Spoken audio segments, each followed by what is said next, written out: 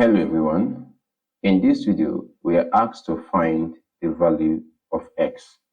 So we are given that 49 to the power of x is equal to x to the power of 14.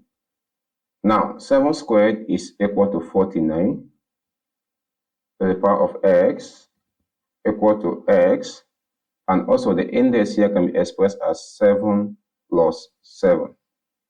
So we have it that 7 to the power of 2x, because 2 times x is 2x, equal to s to the power of 7 plus 7.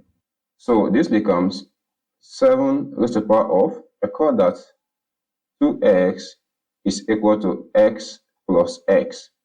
So we have that this is x plus x equal to x raised to the power of 7 plus 7. Now, from the laws of indices, if I have a to the power of m plus m, this can be expressed as a to the power of m times a to the power of m.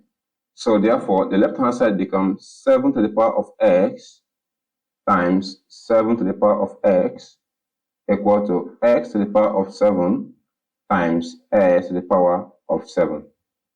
So at this point, if you compare the left-hand side and the right-hand side, you will find out that x is equal to 7.